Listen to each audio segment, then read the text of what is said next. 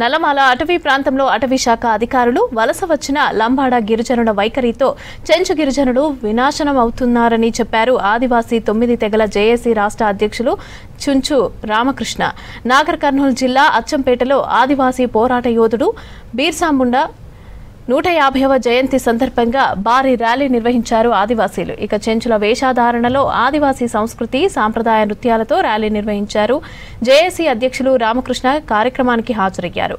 ఆదివాసీల హక్కులను కాలరాసేలాగా కుట్రలు చేస్తున్నారని, వాటిని దేశంలోని 715 ఆదివాసీ తెగలపై ఏకమై తిప్పికొడతామని హెచ్చరించారు.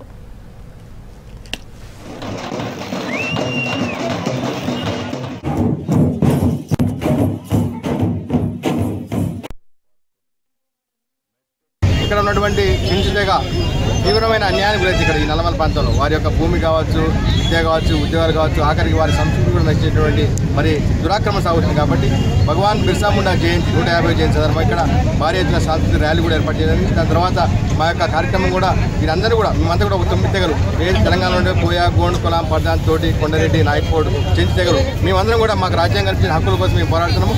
గత అనేక సంవత్సరాలుగా కేంద్ర రాష్ట్ర ప్రభుత్వాలు కూడా మేము వినియోగిస్తున్నాము. ఖచ్చితంగా 1976 తర్వాత ఎవరైతే అక్రమంగా చట్టబద్ధ లేకుండా కలిపారో వారిని తొలగించేంత వరకు కూడా మేము కలిసి పోరాటం చేస్తామని చెప్పి తెలియజేసుకుంటున్నాము.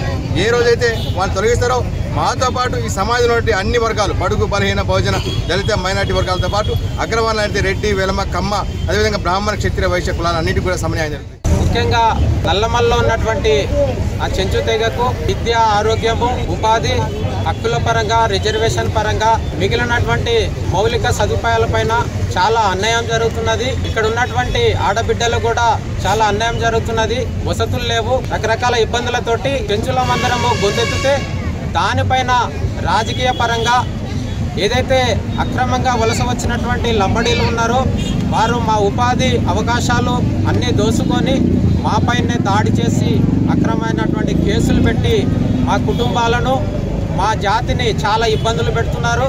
కాబట్టి ఈ 150వ జయంతి సందర్భంగా బీర్సా ముండా గారి వేదికగా మేము తెలియజేస్తున్నాం ఏంటంటే, మేము న్యాయపరంగానే పోరాడతాం, న్యాయపరంగానే హక్కులు రాబట్టే విధంగా మేము చూస్తాం.